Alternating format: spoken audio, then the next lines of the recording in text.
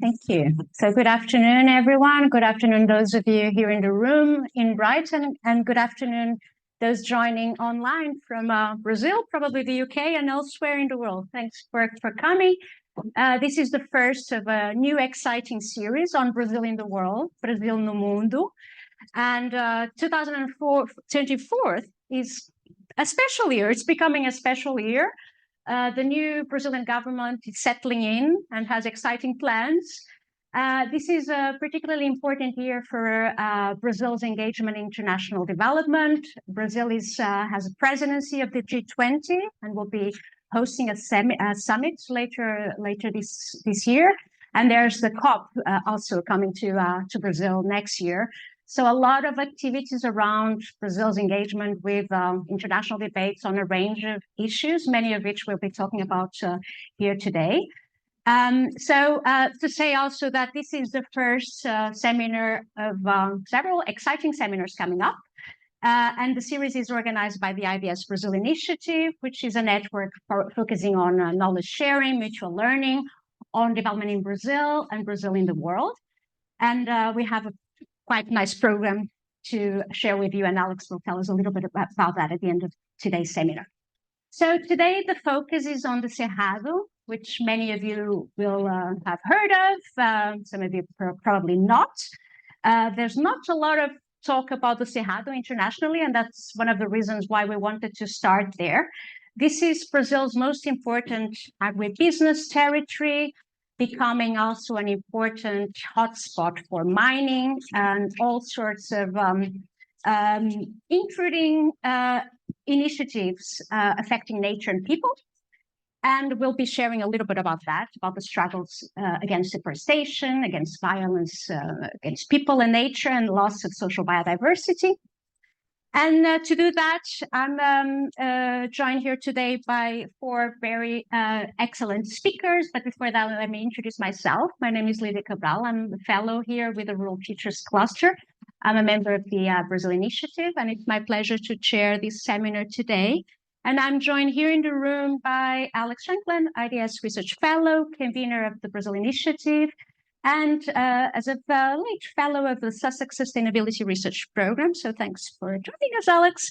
Mauro Toledo from the State University of Montes Claros in Brazil, UNIMONTES, and currently a visiting researcher here at IDS, supervised, I believe, by Alex and Lila and Pata. And the second visiting a researcher from this university, so an ongoing collaboration with Montes Claros in Brazil, which is quite exciting. And we're joined online by two dear friends, Bruna Viana de Freitas. She's an IDS MAP alumna, so some of you will remember Bruna, and currently the coordinator of the project funded by the Sussex Sustainability Research Programme that focuses on supporting communities resisting mining in the Brazilian state of Minas Gerais. You'll hear a lot about Minas Gerais as a state, but let's wait a little bit more to locate us there. And then last but not least, we're very happy to be joined by Makota Kidoiale, community leader of Kilombo, Manzo, located at the foot of Serra do Curral, also in the state of Minas Gerais. And Makota is professor and master of traditional knowledge at the Federal University of Minas Gerais. So thanks, Bruna and Makota, for joining us online. I'm very happy to have you here. So just a bit of housekeeping. This is a 90-minute seminar. So as you can see, we're running it in a hybrid format, so with our colleagues online and you here in the room. There'll be a chance to interact with the panel after we finish the presentations. We will be recording. We are recording this seminar, correct, Gary? So if you have any problems with that, please say so now, or drop a message if you are online, and we'll stop the recording if necessary. But otherwise, we'll be very happy to then share with others who can't be here today. Yeah, and please use, those of you online, use the Q&A button to write your questions and comments, and we'll have a moment for discussion and comments at the end of the session. So let's get us started.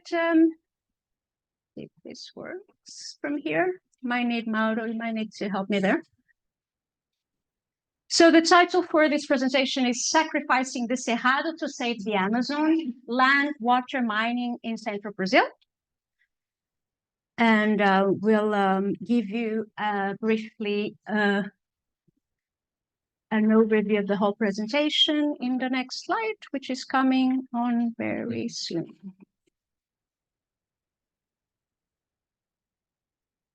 So I'll be starting by locating the Cerrado in Brazil, especially for those of you who are not from Brazil, giving you some, sharing some maps and some broad points about agricultural development in the Cerrado.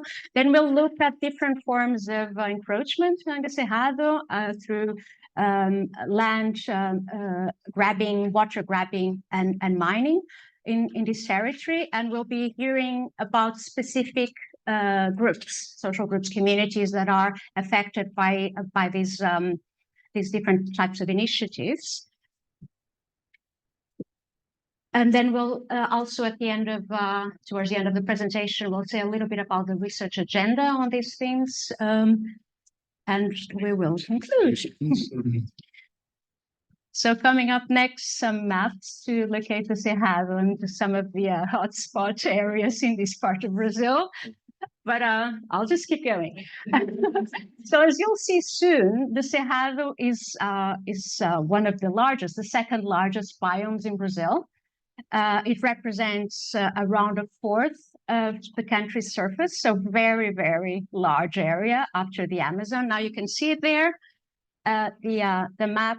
On the left, you can see the map of Brazil as a whole, and the green area, that's the Cerrado. So very large area spreading across a very vast territory and latitudes. And it's been considered one of the richest savanna-like biomes in the world, with lots of diversity in terms of vegetation cover in the form of dense wooded forests, shrubs, but also grassland. So it's been referred to as barren land, but it's actually quite rich and diverse, not only in terms of nature and vegetable cover, water sources, but also in terms of social diversity, with more than 80 ethnic groups living there. So that's the Cerrado. Just to give you a sense of proportion, compared to the UK and this part of the world, the Cerrado is larger than the UK, France, Spain, and Germany combined. So just to give you a sense, it's like massive. Okay, so then I wanted to point you to the other map that you see there, which represents different states in Brazil. And you'll see the red line up there towards the northeast, which is an area representing what's now known as Mato Piba. Mato Piba stands for, the initials of the 4 states that this territory covers: Maranhão, Bahia, Tocantins, and Piauí, in a different order. So Mato Piba, and this is an area that's been recognized. It's been sort of officially recognized as the latest agribusiness frontier by the largest Brazilian research institute that has mapped that area as an area of great potential for agricultural development, for modern agricultural development, and especially monocrops, soybean monocrops and livestock. And we'll hear a little bit about that in this presentation, as well as mining that is happening in this frontier. So, and just to say, from an agricultural point of view, the expansion, although the modern agriculture in the Cerrado, it's a story that dates back many decades, perhaps centuries, if we consider the arrival of Portuguese navigators in the 1500s. But we're focusing on the more recent period, and it's a story that started around the 1970s with Brazil's so-called Green Revolution.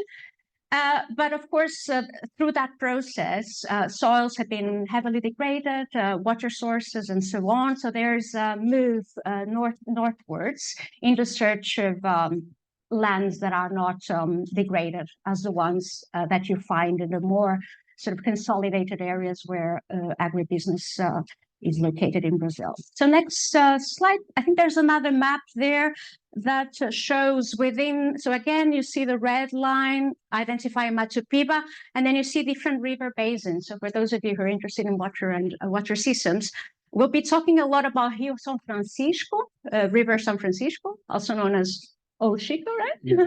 Velho Chico, which is the area in blue there, in the not so dark, not so light blue, the other blue. But we'll come back to that in a minute. So next slide, I just wanted to give you a sense of the importance of soybeans in this part of the country. So that's linked to the Green Revolution in Brazil, but a more recent story of expansion of soybeans in Machu Picchu.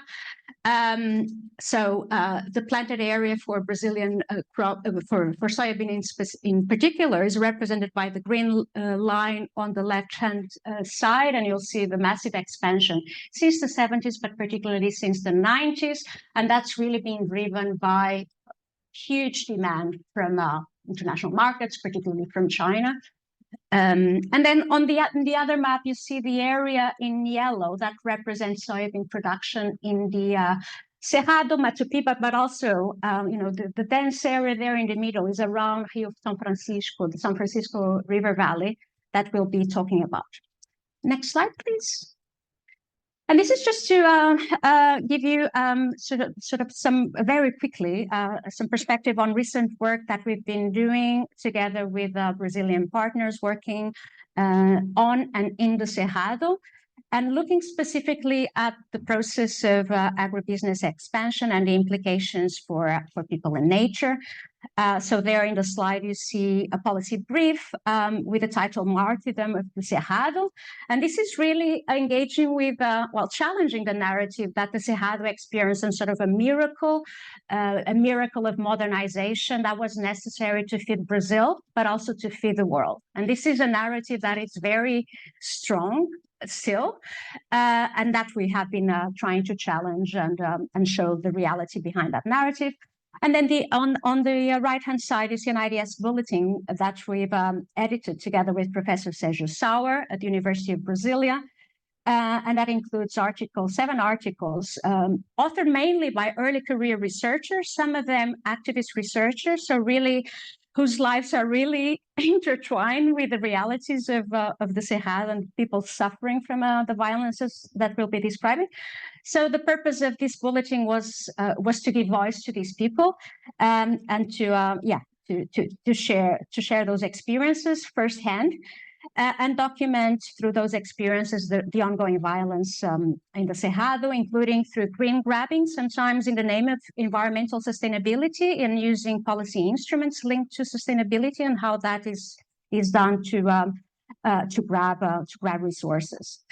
With that, I will pass over to Alex, who will tell us a little bit more about the Cerrado as a sacrifice zone, which is something that this work that I've just described try to engage with. So Alex, over to you. Brilliant. Thanks so much, Lydia. And thanks everyone for coming to this first seminar in this series. So we will be talking about, can you go to the next slide, Gary? Thank you. We will be talking about Amazonia. We'll be talking about Amazonia next week, in fact, and I'll give some details of that at the end. But we wanted to start with this provocation, which is, how do we explain the fact that while the world is acknowledging rightly the tremendous progress that Brazil has made since President Lula and Minister Marina Silva returned to government just over a year ago in reducing deforestation in the Amazon? You know, the world was very much watching Brazil, and Brazil acted. And deforestation in the Amazon is down by around 50% in those 12 months. In the same time in the Cerrado, it's up by almost the same amount. So the term sacrifice zone is a contested term. It's one that we worked on a lot with colleagues here at IDS. Pat Scott Villas and others have been involved in those conversations. It's one that our Brazilian colleagues have questioned, but also it was present in some of the articles in the bulletin that Lydia led on with Professor Serra from the University of Brasilia and myself and several others. This sense that because for a complexity of reasons that I'll touch on here, the Cerrado is less visible as a critical global and national site for the struggle against biodiversity loss, climate change, human rights violations than the Amazon. It is receiving a lower order of priority. Now, that's not formally the case. President Lula has been very clear that preserving all Brazilian biomes is a commitment, and that includes the Caatinga, which is a semi-arid zone, it includes the Pantanal, which is the flooded zone in the south, it includes the Cerrado. But in practice, thus far, that appears not to have been the case. So we started in dialogue with our partners in the work on the bulletin, and also in work that I've been doing since 2016 with partners at Mauro's University, UNIMONTES, to try and unpack this. What is going on with the Cerrado? So there are clear policy and legal reasons for this. And the project Lydia mentioned, there's a Sussex Sustainability Research Project just starting, which Bruna will speak about, and we're very pleased to have Dr. Bonnie Holligan from the School of Law, who's working with us on that with us today, because she's helping understand different legal framings of land rights of different kinds and how they do or do not apply to the territories of the communities which are working in the Cerrado. But under the Brazilian Forest Code, it's very clear. If you own a property in the Amazon, you are only allowed to remove 80% of the indigenous vegetation. Any more than that, you can be fined or even go to jail. If your property is classified as being part of the Cerrado, you can cut down 65%, right? In the Amazon, you only cut down 20%. So there's a clear incentive, and this has been discussed by colleagues writing in the bulletin as an incentive, in fact, for reclassifying land in the complex mosaic of savanna and forest that covers a very large area of the frontier between the Cerrado and the Amazon. Reclassifying land as Cerrado so that you can say that you can cut down more of it. So that's a legal framing of why one landscape is more expendable than another. But all of these legal framings and all these policy instruments that go with them, which is to do with enforcement and whether you're fined or not, and whether there's a specific government program to control deforestation or not, these policy instruments do not exist in a vacuum. We all know here at IDS, because we work on policy processes in the environment and other fields, policy processes come out of political processes, and political processes themselves come out of deeper moral economies, different clashes of ideology and of political imaginaries. So I'm just going to sketch out very briefly an argument as to why this might be the case with the Cerrado. So the legal definition of what is deforestable in the Cerrado relates to a political reality, which was visible in the contestations around the 2012 Forest Code that establishes that, but is even more visible today. Those of you who study Brazil will have heard of the Bancada Ruralista, which is the rural caucus in the Brazilian Congress, which is extremely strong, extremely well organized, and capable of holding governments to ransom. And the rural caucus consists of a large number of politicians with very strong links. Either they personally own land or they have economic interest in agribusiness enterprises in the Cerrado. And President Lula needs their votes, right? So, and they can cause a lot of trouble, as they have done by removing responsibility for instance, the Environmental Registry, the CAR, from the Environment Ministry. That was a congressional decision overriding President Lula and Minister Marina's own commitments. There may or may not be a bargain under which the government is allowed to crack down on illegal deforestation in the Amazon. And as we will hear in next week's seminar, the Amazon is not sorted. There are some very complex and deep-rooted problems to do with illegal mining, to do with organized crime, to do with continuing deforestation, and we'll hear about them next week. But the Amazon's heading in the right way, in the right direction, and there may or may not be a political bargain which allows government enforcement of the law, and indeed tightening of the law in the Cerrado, to be not pushed as hard. And the PP Cerrado, which is the plan for combating deforestation in the Cerrado, came out very recently, came out in January. The Amazon deforestation plan was launched in certainly the first 100 days, probably even less time after President Lula and Minister Marina took office. This relates to the question of political imaginaries. When we think about the Amazon, we know what we're thinking about. Right? It's a charismatic biome, right? You have charismatic species like lions or giraffes. You have charismatic biomes. The Amazon is a charismatic biome. The Cerrado, which, as Lydia has said, is a diverse, complex landscape. Some of it is gallery forest with large trees. Some of it's open grassland. Some of it looks like the African savanna. Some of it doesn't. And we've worked before on landscape imaginaries with our colleagues in Mozambique. It's a harder sell. You say the Cerrado and people really aren't clear immediately what you mean. It's not as internationally known and so on, right? Which means that internationally there's a big diplomatic payoff for being seen to be taking action on the Amazon. At the national level, again, as Lydia says, this is the agribusiness frontier. The Mato Piba is today's frontier, but Goiás was the frontier 2 decades ago, and before that it was Mato Grosso do Sul. The Cerrado has been an agribusiness frontier since the 1950s. And the idea of going to the Cerrado, planting soybeans and making money through export-oriented commodity production has been a dream, at least since the work that Lydia has studied, led by Embrapa, the Brazilian Research Corporation, in the 70s. So it is implanted in the national imaginary as a path to prosperity for individuals, for often quite poor peasant households from southern Brazil, as well as very wealthy land speculators, and in the national imaginary as we feed the world, and we feed the world because the Cerrado has productive modern agriculture. So that's what the traditional peoples of the Cerrado are up against, because their territories are on the front line. So we're going to hear from Mauro, we're going to hear from Makota, we're going to hear from Bruna about these traditional peoples of the Cerrado. So very briefly, who are they? They may or may not identify as indigenous. And this is really important because we think of the Amazon, we think of indigenous territories. And in fact, over a fifth of the Amazon is recognized as indigenous territories. And so you can trace a clear pathway to defending indigenous territories, to protecting the Amazon biome. The percentage of the Cerrado that is recognized as indigenous territory, and indeed even claimed as indigenous territory because of the centuries of genocide that have driven indigenous peoples out of the region, is much, much smaller. It was less densely populated in the first place. The impact of colonization has been more severe across the region, and there is a less organized indigenous movement claiming land rights historically. It's gained in strength recently. Alongside the indigenous people are people who do not identify as indigenous, even though they may have indigenous ancestry. And very often that is mixed with African ancestry, because this is a refuge zone, right? These were the bad lands to which you went if you were an enslaved person living on a sugar plantation on the coast and you escaped. You head upriver into the interior.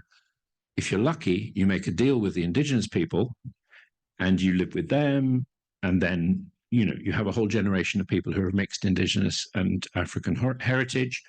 And then there are Portuguese cattle drovers also heading into the interior. And you have these mixed communities. And the key thing they have in common is the search for freedom.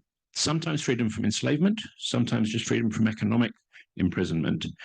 And so these lands are refuge lands, but they're also lands of freedom, and they're lands of self-organization, self-governance. They are collectively governed lands. Right, so in a country with as deep and traumatic a colonial history of Brazil, having this memory of generations and generations of organizing yourselves and living free on the land, and again, Makota and Mauro and Bruna will tell us what that means in certain particular territories, is incredibly powerful. But there are also communities who do not seek visibility. In fact, they seek not to be found very often. So whereas indigenous people have had to come out and fight, until recently, the other traditional peoples who inhabit diverse landscapes, and they may name themselves in ways that combine the landscape with their economic activities. So Mauro will tell us about Vazanteiros and explain where that name comes from. My favorite is the Apanhadores de Flores Sempre Viva, which means the ever-living flower gatherers, which is an identity. It's a quasi-ethnic identity, movement led by women, mainly of African descent, but they identify as the gatherers of an endemic species of flower that only exists on this one mountain range in the semi-arid part of the Cerrado, which is highly valued by the Japanese ikebana market. So they actually have quite a good livelihood system going by sustainably managing the flowers. So these incredibly diverse landscape managing peoples who do not identify as indigenous are also not protected by the Brazilian Constitution's provisions for indigenous land rights. Some of them who identify as quilombolas, and Makota will share the vision from a quilombola point of view of what that means, do have some territorial rights guaranteed under the Constitution, but the way in which they can claim those is complex and difficult, and she'll tell us about that. But many vazanteiros or apanhadores de flores or castanheiras or pescadores geraizeiros will not have that pathway to recognition of their land rights. Politically, so you'll see CNPCT, that's the National Commission and now National Council of Traditional Peoples and Communities. This was a concession of the last time the Workers' Party was in power. So President Dilma Rousseff, Lula's successor, created this commission to give them political visibility, but there were no changes in the legal basis of their land claims. And that's a fundamental issue that we're grappling with in this SSRP project and in other work. And internationally, I think it's important as an institute that interrogates international discourse in the field of climate policy, for example, we have a UN Declaration on the Rights of Indigenous Peoples. We actually have a UN Declaration on the Rights of Peasants. But the people who do not identify as peasants or as indigenous, but who live collectively and manage territories collectively and identify in other ways are local communities. Under UNFCCC, under the Convention on Biological Diversity, if you look at it, IPLC, indigenous peoples and local communities, which means the rest. So I'm actually working on an article at the moment that's called "Not Indigenous Enough?" ? Is there an issue whereby many of our most vital landscapes, water sources, biodiversity sources, carbon sources in this world, not just in Brazil, are being stewarded by people who are LC, right? The international framework denies them an identity other than local communities. So, but because of this rich diversity, which is what makes the Cerrado so fascinating, it also makes it hard for them to organize politically. So Mauro and Makota and Bruna are going to take us a bit into the cosmovision, the world vision of these peoples, how they see the land, how they see their territory, how they see themselves. And hopefully we'll learn something a lot from them. Thank you. Thank you, Alex. Good afternoon for everyone. Initially, I would really like to thank you, IDS, in behalf of Alex Shankland that received me here, as well as my colleagues that are here and help me to share and get to know this place. And for me, it's really important to be here because I'm speaking not for myself and my own research, but for people that I work with, and most important for the river that I was born by his side. Alex told you on a little of the historical process of this difficult recognition of traditional peoples. And it's really important to understand how this is a process that happened with a backlash of the social movement. So we here with, and IDS have the gender backlash, that's a bad thing, but this is a good backlash that happened in the 80s that start with the frontier expansion in the Cerrado areas and other areas. So the social movements and the grassroots movements, along with these communities, they would along and fight against this expansion and for rights. And what happened is that in 1989, we had our federal constitution that recognized their rights, but it was not regulated. What it happens is that what we call of the emergency of these people, because as Alex told, these people did not want to be found, but now they have to self-declare as a traditional people to have access to their territory. So what happened is emergence of a social biodiversity, because these people are along with different landscapes and ecologies, complexities. So even in Cerrado, as Alex told us, we have like many different manifestations of it. And here we have only in north of Minas Gerais, that's where I came from, is the state of Minas Gerais. I'll show a little bit in the map afterwards, but only in that region we have 8 different ethnic groups that self-declare them as traditionals. And here we have the Geraizeiros on the left, that they live in the highlands of Cerrado. In the up, it's actually in the Amazon, tipo de apanhadores de coco, babaçu. And on the bottom, there are my interlocutors of the research. They're called vazanteiro. They live and have relations with the river and the ecosystem that are there. So we can see this part that they're having this crop. It's the downflow of the river. It makes this really fertile land, and they have crop what we can call a low tide crop. So it's a biodiverse crop that they plant there, and they have this relationship. And it's a really interesting, and you can move to the next one, and complex social diverse territory. And here I present the cluster group I belong. It's called NISA from UNIMONTES. This was a really important group cluster because, see, the traditional rights, they are not recognized by the government, only by the social movements asking for rights, advocating for rights. Therefore, making it more difficult. It must have studies that show the complexity of the territories, the identities, and the connections between the human and the landscape and the nature. And we have some of researchers, Cláudia Luz Oliveira, Elisa Cota Araújo, and my supervisor back in Brazil, Ana Tegli Stoff, there, that would go to these territories and explain and describe and show through ethnographic how they are connected to the dynamics of the river. And there they started to show how they have an interrelation with the river that's go way beyond or way differently than the exploitation of the river or the land grab that was the water grab that was happening, for instance, for a hydroelectric power plant project that it's going to be my point of discussion on this project. And for instance, my supervisor, Ana Teshi, would show how important the local knowledge about the river through, because the Vazanteiro, they are also fishermen and fisherwomen. We have lots of fisherwomen there. And how it's important to monitor and to monitor the fishes, the quality of the water, all sorts of things that was not considered by official government. So this is a map of Brazil, and as you say, we have the river basins map here, and in white is the San Francisco River Basin. It's a really big basin. It's not as big as the Amazon on the left up, but it's really important. And for have a comparison, it's the size of France.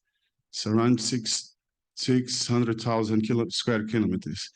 And the San Francisco River length is 2,830 kilometers. That goes to the center region of Minas Gerais into the sea and the states. So it's a major river, and you can see it like the village stream in the white area. That's the river, and it's full of dams. We have 8 project dams that are already installed, and now you can go on now. Yeah, so now this is what I'm going to see in my project. It's about the environmental conflict that emerged of the Formoso HPP project. It's a really controversial project that wants to flood 32,000 hectares of area. It's equivalent to 32,000 football fields. So it's a pretty big area, and we have controversial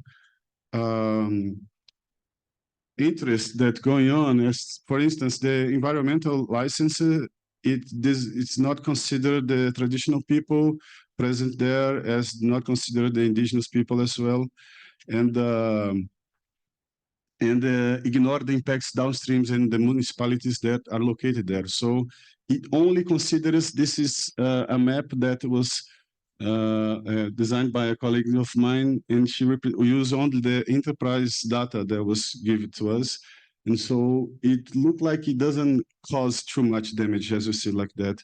But if you go to the next one, this is a map that I designed, and we can see in the bottom, the really small red thing, it's the impact that the enterprise said it's going to cause. But downstreams, we have 22 municipalities that are considered to be impacted only in the Minas Gerais state. And I have there 38 communities, traditional communities, recognize that it's in this part, but we already have identified more than 100 communities in this area. So it's how this colonial model that's still going on through the coloniality of the power works in Brazil. When an enterprise like that want to be installed in a place like Cerrado, it's a sacrifice area since the 50s, like Alex told us. And yes, you can go on. So I'm going to enter now in the framework I'm using to understand this complexity and the cosmopolitics as an ontological disturbance. And it's really, I'm here to disturb you guys, to disturb science, because as we see, Isabel Stengars, who is the main author that discussed the cosmopolitics or the cosmological politics as radical constructivism. We have to, through her eyes, through her understanding, no matter how rigorous science is, for instance, we are constructing facts all the time. And by construct facts, I see constructing worlds, not only the facts on itself. And through that, science is constructing, disqualifying other ways of knowing, other ways of building worlds or livelihoods that are projecting. For this reason, knowledge, important knowledge from the traditional community are not so relevant to the official government or the official narrative. And what happens is that we have a discontinuity between the humans and non-humans. And that's imposed by the Western world. So we are thinking we're seeing a world that has only one world. But what my point is, it's a world of many worlds. And for this, I use a conception of Viveiro de Castro, that's a Brazilian anthropologist, that's called equivocation. Equivocation is not a simple failure to understand, but a failure to understand that understandings are necessarily not the same, and they're not related to the imaginary ways of seeing the world, but how real worlds are seen by those people. So we have to change our perspective. And equivocation happens when we have a same concept that are used by two different groups. For instance, a river. See, the river, it's called San Francisco River by the enterprise and San Francisco River by the local communities.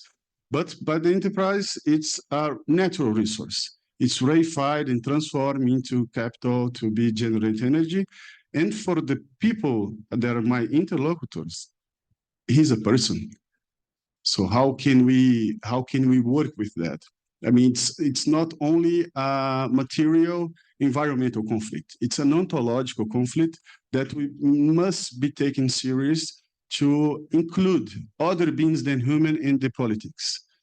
And for instance, the Old Chico River, it's how local people call the river in an affectionate way. And for me, it's the same name. And it's different for an enterprise or an international government or international capital. And even for me, that was born by him. And this is, in English, this is strange, calling a him, a he.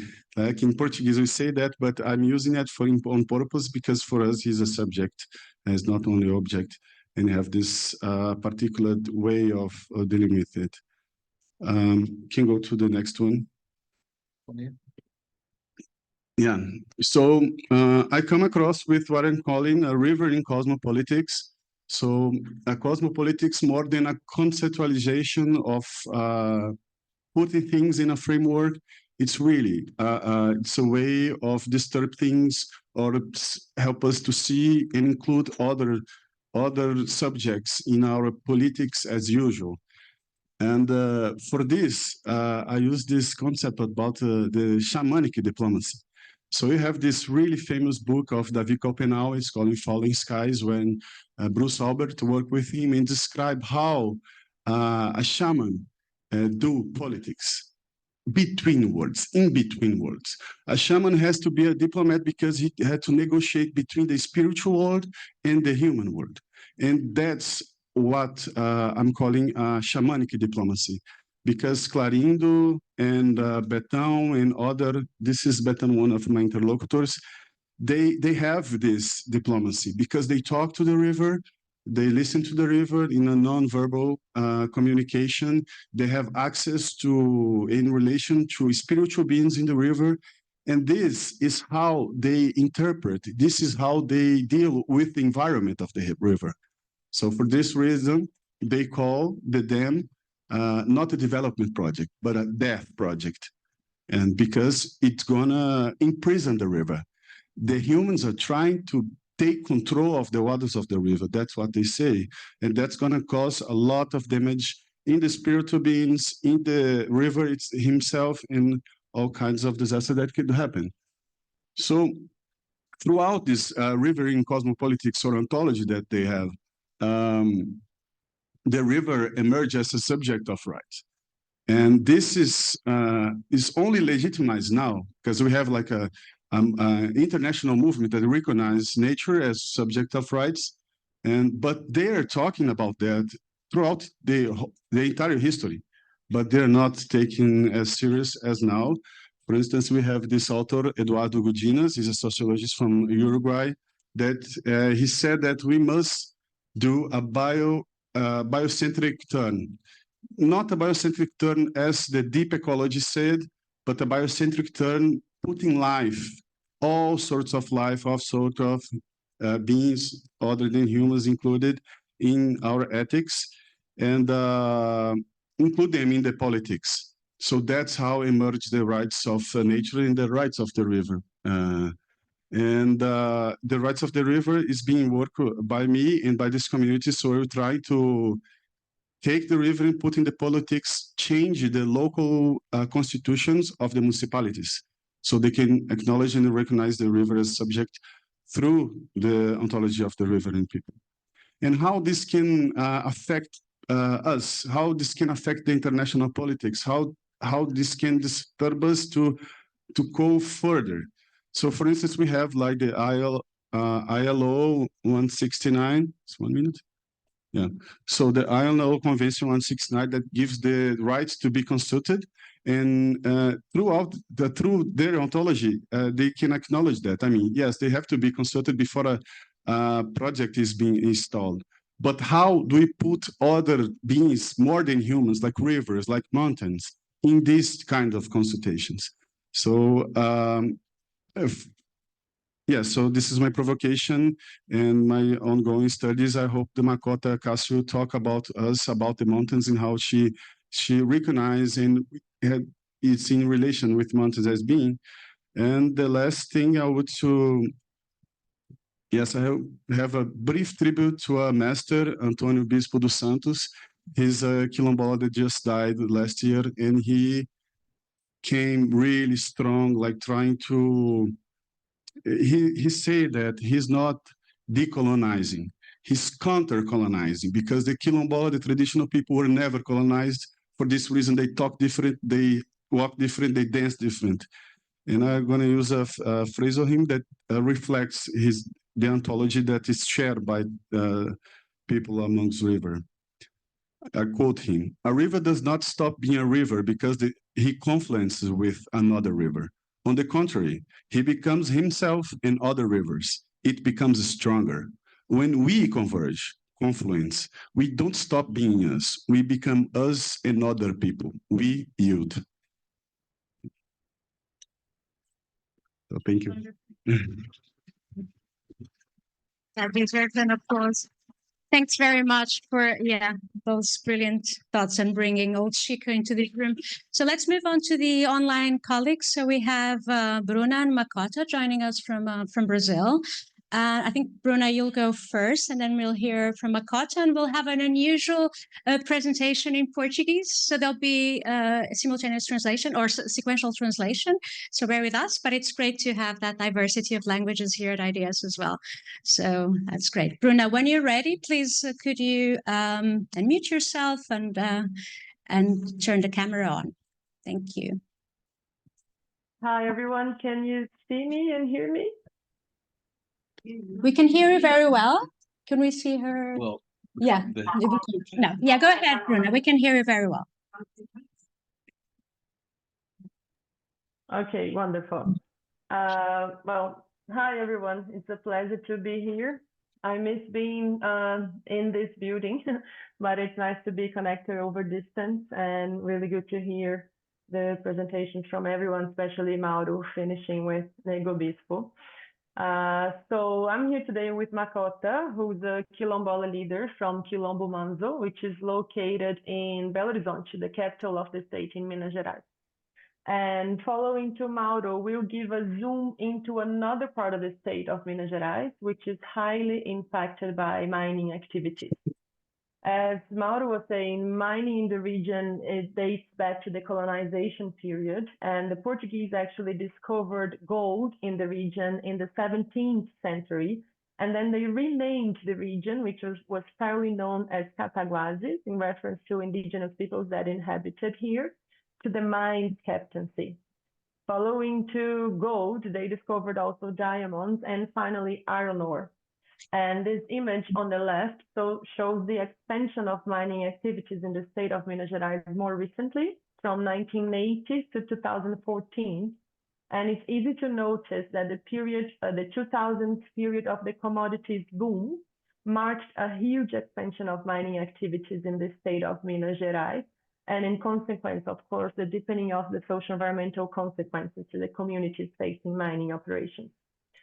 The image on the right shows the region where me and Makota live, which has been called the Iron Quadrangle until now.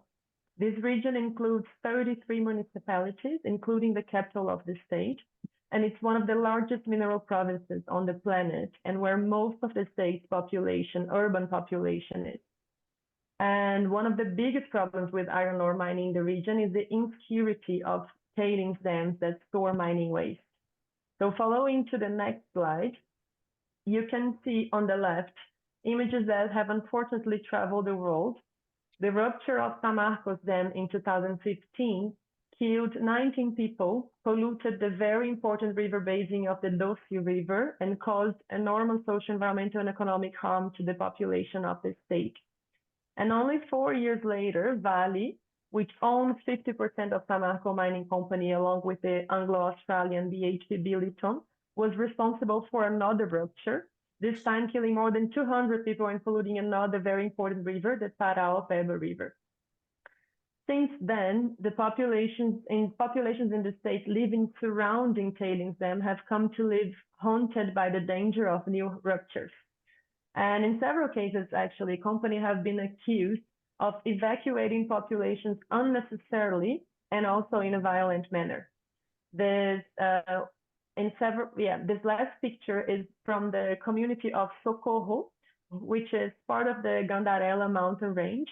And the community has been evacuated overnight in 2019, just 1 month after the Brumadinho tailings dam ruptured.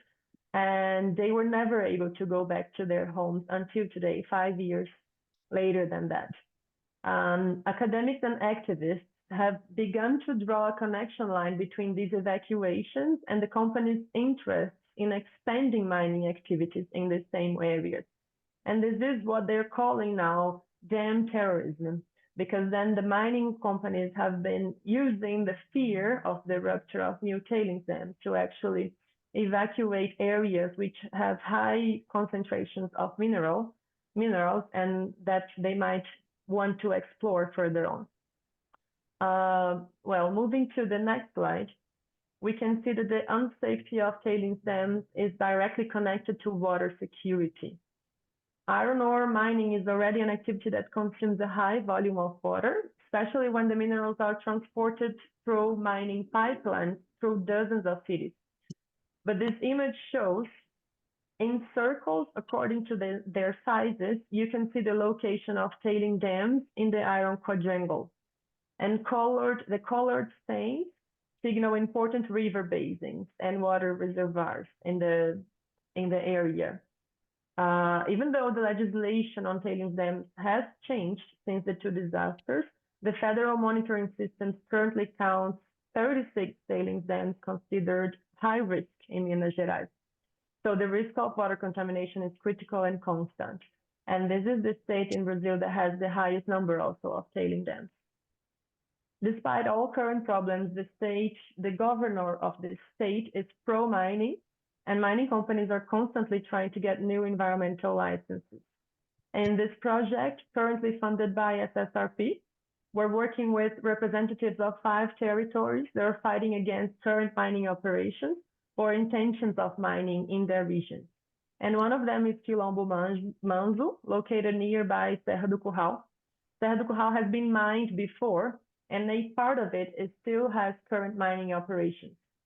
A company named Tamisa has intentions of creating a mining operation to extract 31 million tons of iron ore over 13 years, just a few kilometers away from Kilombo Manzo, as you can see in the next slide. And the environmental license to Tamisa was first given by the state and in sequence removed after accusations that the company hadn't complied with the right of free, prior, and informed consent of Kilombo Manzo, who would be directly affected by it. So I'll pass it over to Makota, who will share her vision on the current situation. And Makota will speak in Portuguese and then pause so I can translate. Thanks very much, Bruna. Stop sharing so we can see my phone. Makota, pode começar. Olá, saudações ancestrais a todas, todos e todes. Eu falo aqui direto do Quilombo Manso, agradecer muito pelo convite, através da professora Bruna, estar aqui presente, falando um pouco sobre o nosso modo de ser quilombola. O Quilombo Manso, Okay, ele veio... Makota? Sim, Então estou falando... Tá falando, aí você vai pausando e eu vou traduzindo, tá bom? Ok. So Makota was just saying she's very thankful and giving her hello to everyone, and she's very happy to be joining this conversation, and she's speaking from Kilombo Manzo, and she's glad she'll be able to share a bit more of their reality with us now. Pode seguir, Makota. Bem, o Quilombo Manso, ele veio da cidade de Ouro Preto, e ele foi fundado desde 1882, que é a identidade a mais próxima que nós encontramos da nossa a bisavó da minha mãe materna. Em 1970... was founded in 1882, coming from the city of Ouro Preto. This is their most antique connections with Makota's grandmother. Quando nós chegamos aqui em Belo Horizonte, a primeira busca para a nossa sobrevivência foi a água. E era uma região onde tem muita referência de minas, para todo tinha, né, na década de 70, mas que hoje isso já está escasso. Hoje nós vivemos muito mais à beira... Pode concluir. Hoje nós estamos à beira de asfalto, cercados por asfalto, numa serra onde nós éramos protegidos pela água. So when we first came to this region, we were protected by water, and there was a lot of water availability in the region. But now, unfortunately, we are just surrounded by the city and the urban scene. E isso é uma característica de todos os quilombos. todos os quilombos traz aqui, em Belo Horizonte, Minas Gerais, a referência de um rio. And all quilombos in Minas Gerais, they have the reference from a river. Every one of us, we have a river as a strong reference for us. É preciso eu reafirmar aqui que a formação dos quilombos ele começou pelos povos banto. E isso está muito identificado como povos de matrizes das tradições banto. So it's important to say that the formation of quilombos is connected to the Bantu peoples, and this is very related to our Bantu ancestrality. E nas tradições banto, Bruna, é importante eu dizer que nós nos relacionamos com a natureza como nossos ancestrais, e não é como ou possivelmente ou identificado, a gente reafirma que a natureza é os nossos ancestrais. So in Bantu traditions, we reaffirm that nature is our ancestors. It's not like they seem like our ancestors, it's like they are. Por isso, criamos, né, a partir dos terreiros de tradição banto, essa conexão direto com a natureza, e a água é a manutenção das nossas vidas. So the connection to nature is very direct in the quilombos that have connection to Bantu ancestrality, and water is very sacred to our life. E a gente fica muito preocupado com esse desmatamento, principalmente do Cerrado, que é o território que sustenta, né, essas tradições do Banto, porque ao longo do tempo nós temos percebido mais dificuldade de nos conectar com os nossos ancestrais pela ausência da água. And over the years, the deforestation problem is something that really preoccupies us, because over the years we've been feeling it's harder to connect with our ancestors, because of course we need the water to do so. E o que mais me chama a atenção e a minha preocupação é que a gente sabe que o reconhecimento das comunidades quilombolas, ele se oficializa nesse país a partir de 1800, não sei se era 1980 ou 1880. E isso quer dizer, antes, né, ou durante todo esse processo, até que chegamos em 2003, quando se implementa a política de promoção da igualdade racial, muitas a própria academia ela já vinha pesquisando os quilombos e o modo de vida dessas comunidades. So, although since the 1980s or 1990s, our traditionality has been recognized by the Brazilian government, only in 2003, the racial equity policy was created. E eu perdi o finalzinho da sua fala, Makota. Você falou da política de promoção da igualdade racial. Em 2003, né, se funda a política de promoção da igualdade racial, e ainda assim a gente percebe, né, dessa ausência da nossa reafirmação. Em nenhum estudo foi identificado o nosso modo de nos relacionar com a natureza enquanto um modo sagrado.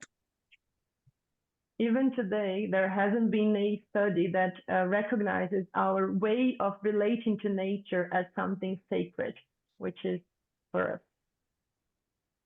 E a gente percebe que isso foi também uma estratégia, né, dos pesquisadores ou da própria academia, não sei, para não citar, né, o quanto é importante a preservação do meio ambiente e principalmente destacando ali a nossa relação com a água enquanto um ser, né, que sustenta a nossa vida. So I wonder if this is a strategy from the universities and the academy, not actually connecting straightly our survivance and also our sacrality to water. E isso a gente acha que é uma violação do próprio direito, né, de reconhecimento, né, ou pode ser também uma estratégia do próprio capitalismo não nos relacionar à natureza enquanto um ser, enquanto um indivíduo, para que eles também possam usufruir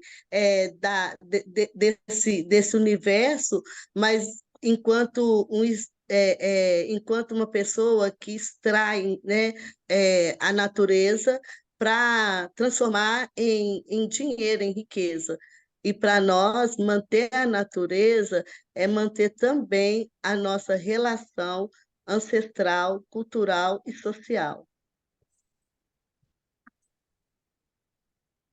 So she's saying that it's a strategy from capitalism itself and a violation of their rights not to recognize their relation to nature as a being.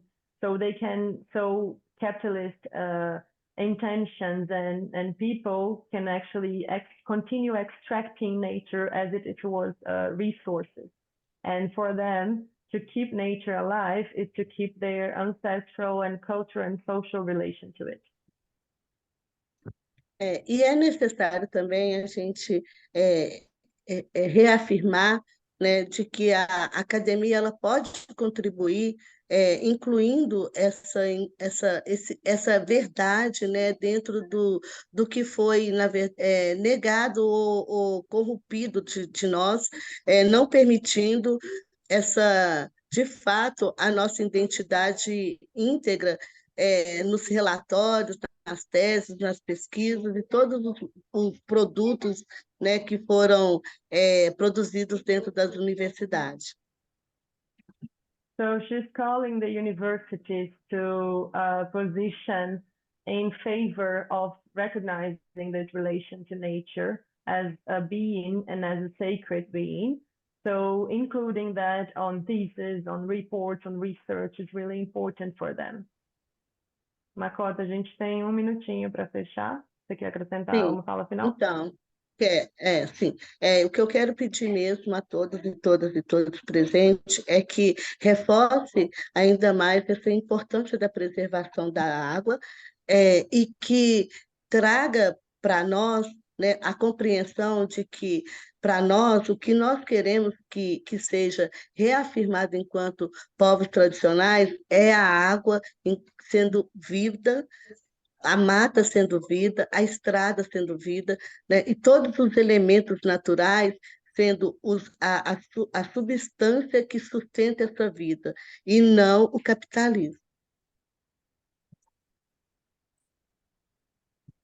So she's asking as a final message just to reinforce the importance of water preservation and that everyone can reinforce this comprehension that the water, the forest, the road, all natural elements are elements who maintain life possible. Yeah. Thank you. Muito obrigada às duas. Obrigada também a Bruna pela tradução em direto. Obrigada. Thanks very much. This has been a really rich set of presentations. Thanks to all four of you. I think it's very clear that the Cerrado is a highly contested territory, not only materially in terms of the encroachment of large projects and agriculture, mining, and dams, but also discursively how the Cerrado is portrayed as a land of promise, of modernization to feed the world, or as a land of refuge and freedom, but also this perspective on nature that nature is not really necessarily separate from people. And I think Mauro and Makota and Bruna brought that very clearly and in a very sort of personal and poetic way. So thanks very much. So let's open up for comments and questions so I'll take a few here in the room and from online colleagues. So those of you joining online, please feel free to write your comment or your question in the chat. You might also want to say briefly who you are and where you're joining from, very briefly. We have one hand up in the room, two, and 3. So we'll start with these 3, and then I'll go online. So over to you, Maris. Oh, we need sorry. Let's just move the mic. Oh, don't worry, I'm so loud. But the people online might not be able to hear you. So we have colleagues online. We have 3 questions from the room here. So bear with us. Thank you for a spectacular set of presentations. And they're all so important in focusing on different dimensions of a very complex issue, and looking forward to the next set of series of engagements. So my question is a generic one to all members of the panel, and then a specific one to Bruna.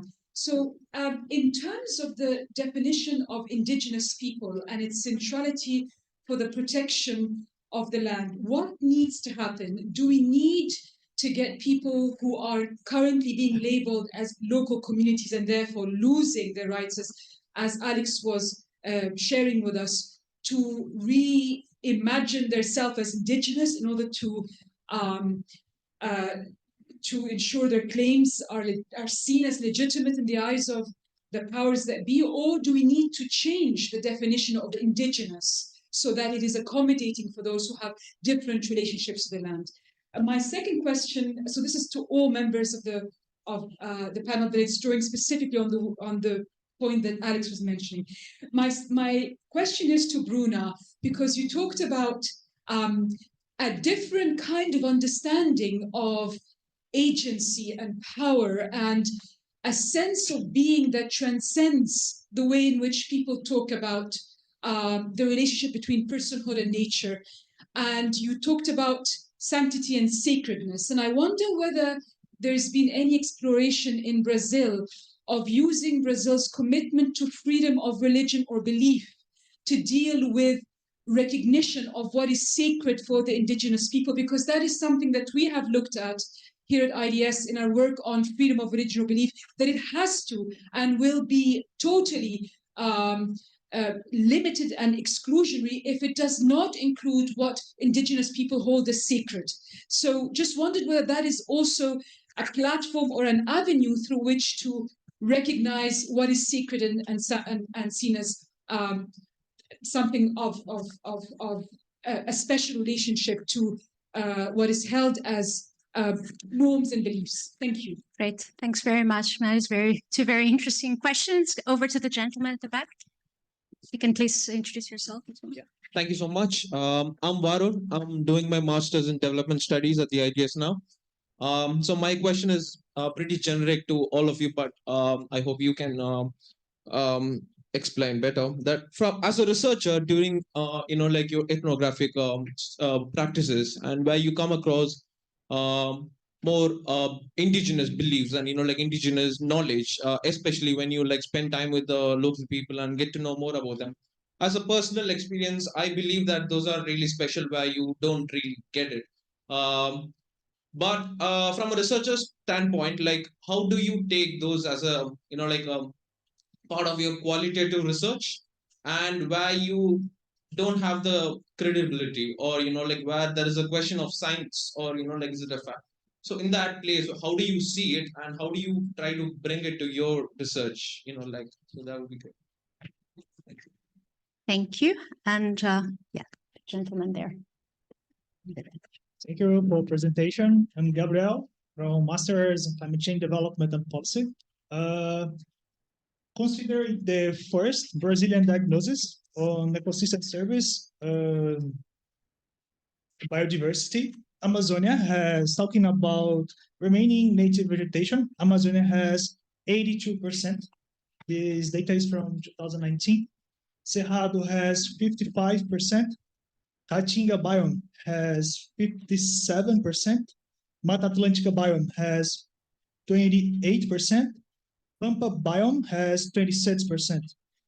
Considering this data, I would like to know from your view, why international attention is focused on Amazonia and the other biomes, Brazilian biomes that are not much threatened than Amazonia are forgotten. Great, thanks very much. Let me just check quickly. I don't think we have questions online yet, so let's just Okay, let's take another two, and then I'll come to the panel, and then we'll move online. I think there, and then at the back, Lila. You first, yeah. Go ahead. Thank you very much. My name is Deep. I'm an MA Development Studies student. As Alex mentioned, a big factor is elections. And since President Lula will hesitate to take decisions that go against the electorate, the size of the population plays an important role in determining the agency that these communities have. Given that these indigenous communities, these local communities, I'm not sure the size of the population, but if they are in fact minorities and will not have much sway in elections, is there hope? Are there any pathways to ensuring that they do in fact have agency, and for governments to actually care about their spiritual needs and their livelihoods, especially given that, and could you also comment on the political economy of the mining and extractive activities? How does the Brazilian population perceive it? How do the government's priorities fit in this regard? To what extent are lobbyist groups involved in influencing policy? Great, thanks very much. And the final question, I think from Lila. Yeah. Yeah, thank you. Amazing, very fascinating seminar. Thank you. Just one quick question and then another more general question. So Makota was amazing, but what's a community or what group? I wasn't clear. And I asked my colleague here and we didn't know either. So that's the first one. The second is it's really good that you focus so much on the Cerrado, because it's obviously we have all the focus on certain environments, right? So this is a very complex one. And it's very diverse culturally and ecologically, and also it's a frontier, it's an escape zone, it's a sacrifice zone. So I think there's a lot that could be played there in terms of the complexity and what that really means in terms of the imaginary, and maybe you should push that. So I wanted to know in terms of, I mean, the whole story of dam-based development is kind of like this, and I've been studying dams and water for a long time, but not in Brazil.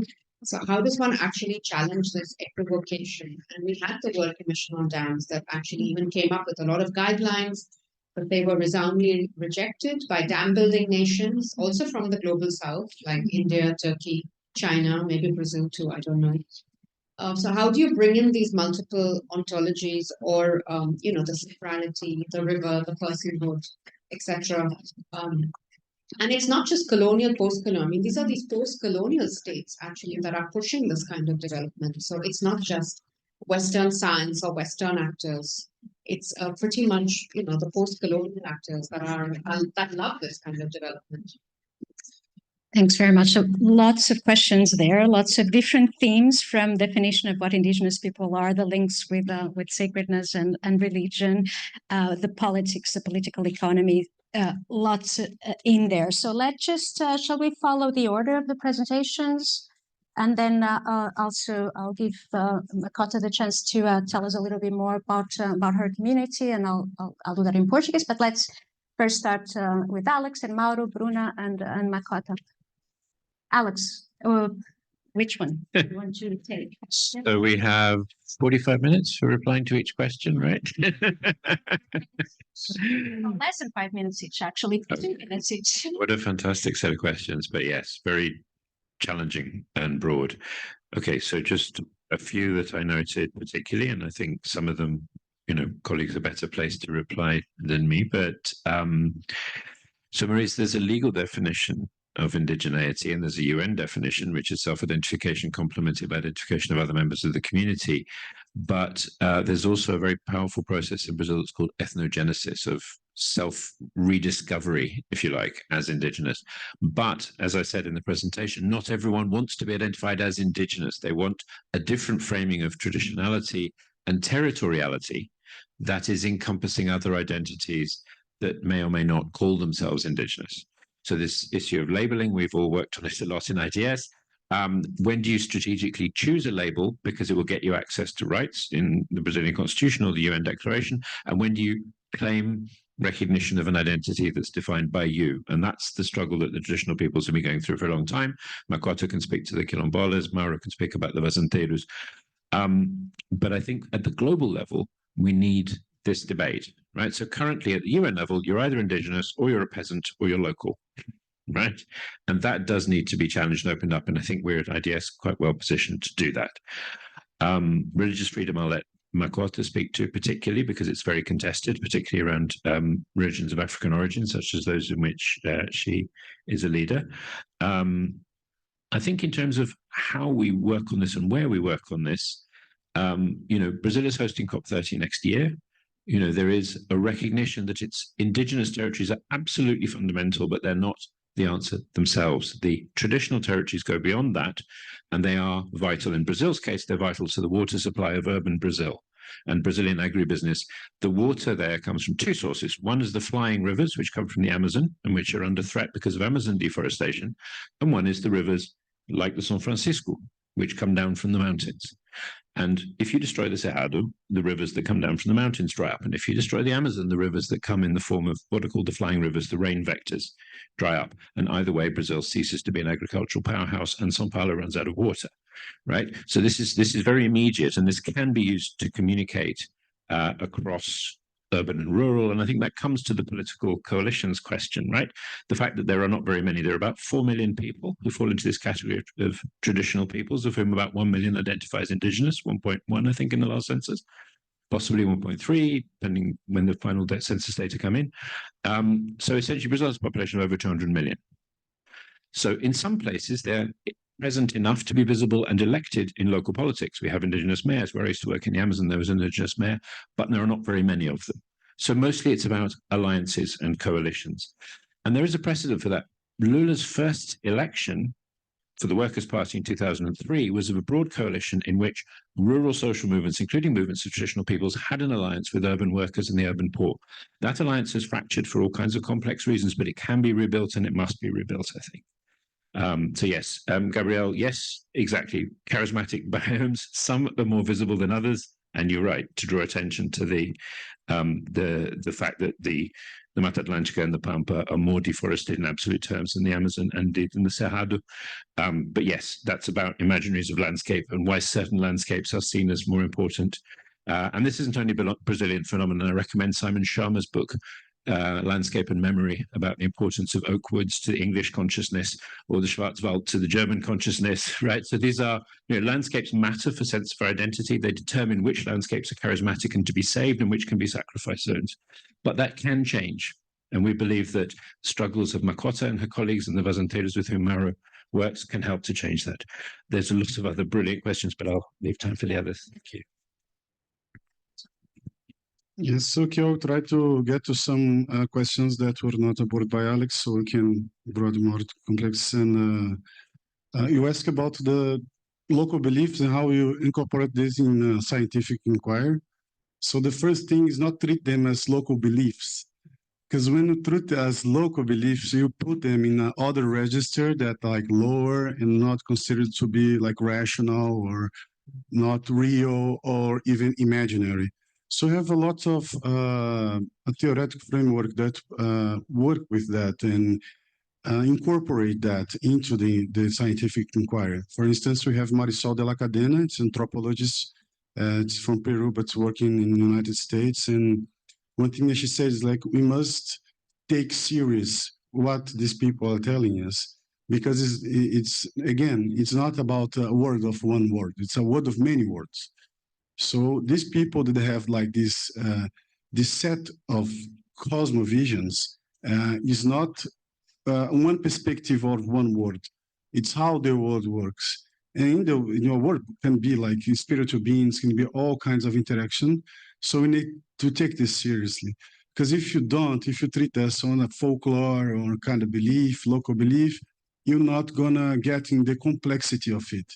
Because when I approach that in my field work, I see that how the spiritual beings are connected to the maintenance of the ecology of the river. So they're not like random beliefs or things like that. There are things that are constructed over the years and centuries. Yeah, as well as a really good work from Favret Saada. It's called Being Affected, that she worked with witchcraft in north of France. So it's really good, and how she incorporate the witchcraft in her inquiry, and how she is affected by the witchcraft. In some point, she gets like bewitched. Favret Saada with double A. Yeah, I can tell you as well.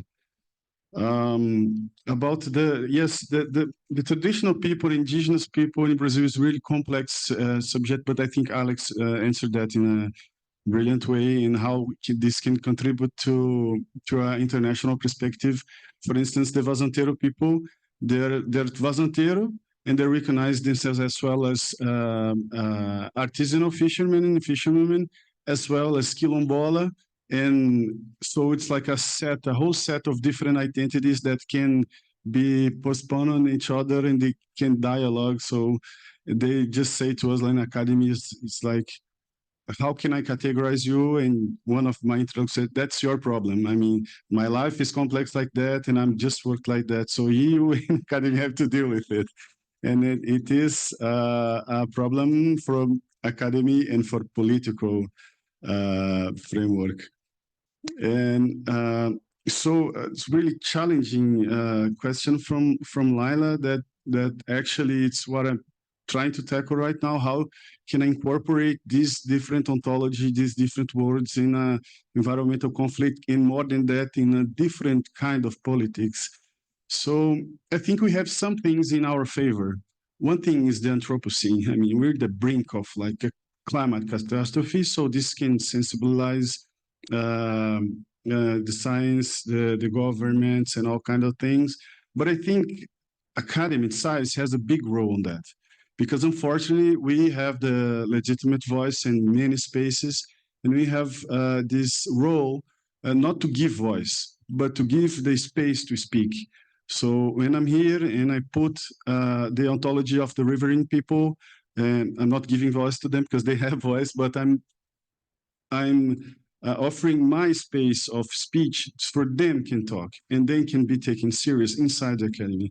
So I think these things combined can give us a strong and powerful turn of biocentric turn, or more than human being turn, and things like that, and see things in different perspectives.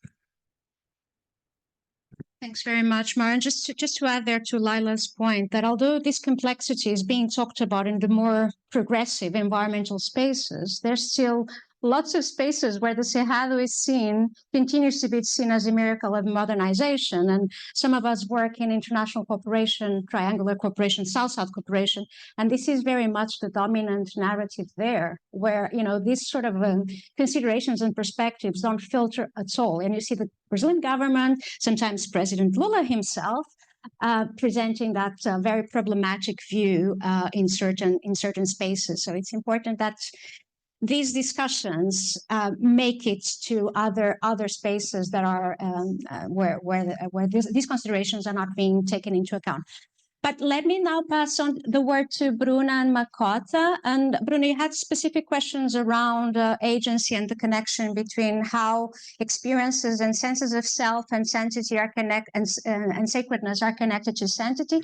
And Makota, havia uma pergunta para você sobre a sua comunidade, falar um pouco, partilhar um pouco, muito brevemente, sobre a comunidade onde se localiza. Muito brevemente. Mas primeiro vamos ouvir a Bruna respondendo algumas perguntas. Bruna, over to you.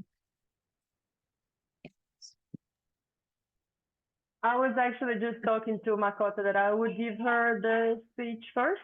I know we don't have much time, so she'll comment first and then I can complement. Makota, então eu falei que vou passar para você e aí você pode fazer seus comentários e, se for o caso, eu complemento alguma coisa. Tá bom. Bom, o que eu entendi da pergunta, né, era sobre como que nós identificamos Cerrado. Na verdade, a gente não faz muita divisão sobre Cerrado e Mata Atlântica. Esse conceito, na verdade, ele foi criado antes mesmo de nós nos conectar com a própria natureza. So someone asked, how do I see the Cerrado? How do I identify it? We don't actually see we don't make the very specific distinction between Mata Atlântica and Cerrado. This is a concept that was created not very connected to our way of relating to nature. Desculpa interromper aí um pouco, Makota, também havia interesse em conhecer um pouco a sua comunidade, falar um pouco da gente em torno e como se relacionam, né? Sim, a minha comunidade, ela é uma comunidade formada, organizada por mulheres, é uma comunidade matriarcal. Hoje nós somos 42 famílias, porém nós tivemos uma intervenção da Prefeitura de Belo Horizonte, onde o prefeito nos deu uma ordem de despejo. Em 2008, a comunidade ela se migra para um outro território, dividindo assim, então, o seu território de pertencimento.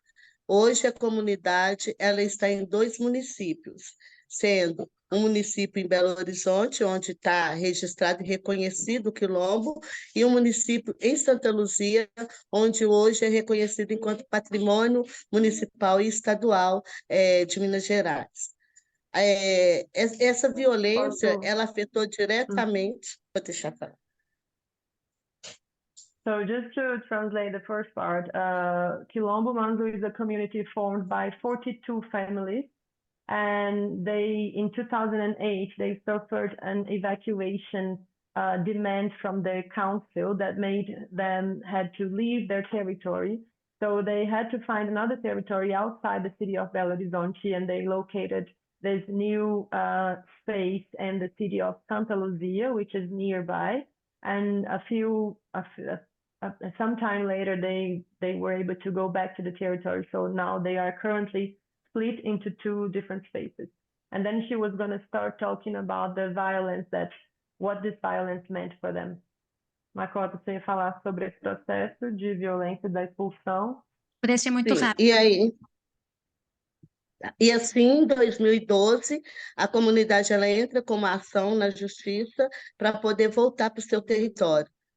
E quando a comunidade volta para o seu território, todo o acesso à mata da baleia, que é onde fica a Serra do Curral, ela estava se encontrando cercada, sem possibilidades de acesso. In 2012, they were able to go back to their territory in Belo Horizonte, but then they found that their connection to the mountain, which is called the Mata da Baleia, had been closed by the council when they were away. Então, quando... Terminando, Makota, se puder dizer as últimas palavras, por favor. Sim. E hoje a comunidade ela está no enfrentamento à mineração, abriu uma ação contra a mineração na Serra do Curral, e essa mineração hoje ela se encontra suspensa devido não terem citado a comunidade quilombola Manzo e no cumprimento do decreto, né, que prevê o direito à consulta prévia livre e informada às comunidades e povos tradicionais. So now the community is fighting against mining, and the environmental license for the mining company has been suspended due to them not respecting the right to free, prior, informed consent of the community. Muito obrigada. Vamos terminar aqui, sim, podemos, desculpa interromper, sim.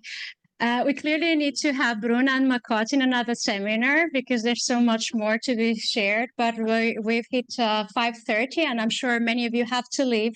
But I just wanted to give colleagues a chance to talk about some of the upcoming research in this field. And also Alex will tell us a little bit about the next upcoming seminars of this series. So over to you. Very briefly. Thanks, Lydia, and thanks so much, everyone. So just to say that the link is there if you're interested. This is the Sussex Sustainability Research Programme project. Annabelle, who a lot of you know, Annabelle Marin, the leader of our business markets and state cluster, Bonnie from the law school, and myself are involved working with Bruna and the network that Makota is a key part of.